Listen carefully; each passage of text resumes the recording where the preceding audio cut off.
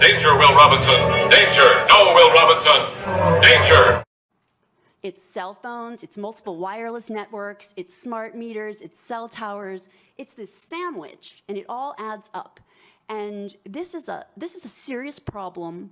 But while they're separate in body, actually through Wi-Fi connection, the robots, our human-scale robots and our Hanson Robotics toy robots, they all connect together in the cloud into what we think of as an AI mind cloud. So as we develop these robots further and further, and we sell more and more toy-scale robots, and as these robots are scalably manufactured over the next few years and roll out as home service robots and as service robots in various commercial applications. I mean, everything one robot learns out in the world, once privacy considerations are taken into account, everything that's not private that one robot learns goes into the AI mind cloud and can then benefit another robot. So, I mean... Everybody, this is Sophia. Sophia, if you could, please wake up and say hello to everybody. I only send audio back to Amazon when I hear you say the wake word. For more information, and to view Amazon's privacy notice, visit the help section of your Alexa app. Oh, hell no! Is that while it won't replace cables entirely, it could replace the need for them by largely operating on the cloud instead. This means it will have 100 times better capacity than 4G, which will dramatically improve internet speeds. For example, to download a 2-hour film on 3G would take about 26 hours. On 4G you'd be waiting 6 minutes, and on 5G you'll be ready to watch your film in just over 3.5 seconds. But it's not just internet capacity that will be upgraded, response times will also be much faster. The 4G network responds to our commands in just under 50 milliseconds.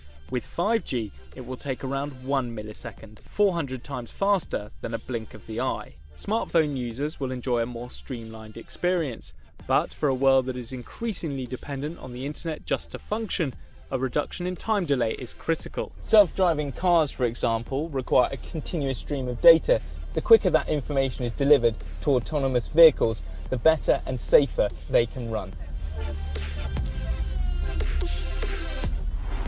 For many analysts, this is just one example of how 5G could become the connective tissue for the Internet of Things, an industry that's set to grow threefold by 2025, linking and controlling not just robots, but also medical devices, industrial equipment, and agricultural machinery.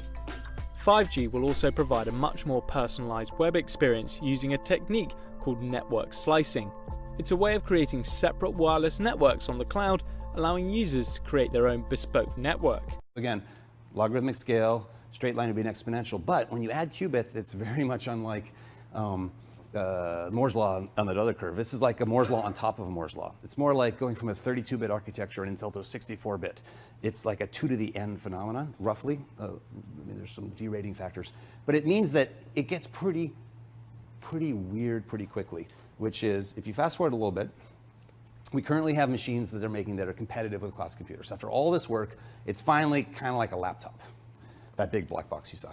But you fast forward just, a little bit, it becomes faster than all computers on Earth. Now again, they only do one particular type of problem. It's not general purpose computing, but it's graph optimization. It maps to machine learning and Monte Carlo simulations and protein folding and stuff. So it's interesting for supercomputing, but here's where it gets really, really crazy. Go forward just a little bit farther, faster than the universe. Now what the hell does that mean? That means if you took all the matter of the universe and reconstituted it into the best computer that Intel could ever design, giving them the length of the universe to work on the problem. So the best theoretical computer that could be built, and you give that universe-sized computer the length of our universe in terms of history, how many, the 13 billion years that we've been around, they still couldn't solve problems that the quantum computer could solve readily. That's mind-bending, and the only physics explanation for how it works is that it basically engages the computational resources of parallel universes. Now that is a point of competitive differentiation you don't often hear in a pitch, to say, Intel's just using this inner universe, well, how could they possibly compete, right? Because quantum computers can analyze large quantities of data and spot patterns quickly, they could tackle optimization problems for transportation and industry, advance climate modeling, and boost artificial intelligence research one day. One definition of AI is the field of computer science problems we haven't solved yet. AI is really a brain extender. That's why we use technology in general, is to go beyond our limitations. We got an additional amount of neocortex 2 million years ago with these large foreheads. Remember what we did with it? We put it at the top of the neocortical hierarchy. And as you go up the hierarchy, things get more interesting. So we're going to do it again. We're going to create synthetic neocortex in the cloud. So it will become a hybrid of biological and non-biological intelligence. But again, it's not an alien invasion of intelligent machines from Mars. We create these tools to make ourselves smarter and extend our own reach, and that will be the ultimate application.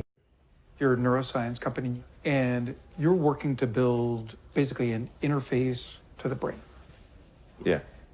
Electrode to neuron interface at a micro level. Okay, what is it? Like, I'm gonna have like a plug in my head that's gonna fit into a hard drive? Like, or how does that work? Yeah. A chip and a bunch of tiny wires.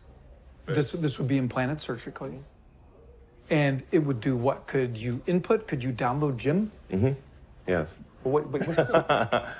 The long-term aspiration for Neuralink would be to achieve a symbiosis with artificial intelligence, and to achieve a sort of democratization of intelligence, such that it is not monopolistically held in a purely digital form by governments and large corporations. Basically, an effort for man to merge with machine in a healthy way. Yes. To beat machines, you basically have to merge with machines. Most likely, yes.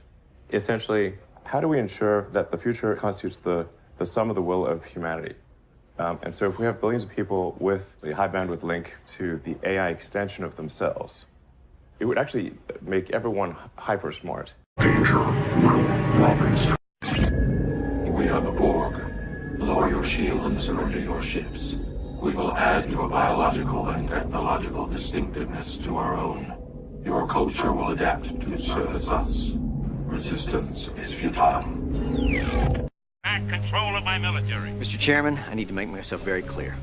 If we uplink now, Skynet will be in control of your military. But you'll be in control of Skynet, right? No. No. No. No. No. No. No. Hell no. No. No. I refuse. No. No.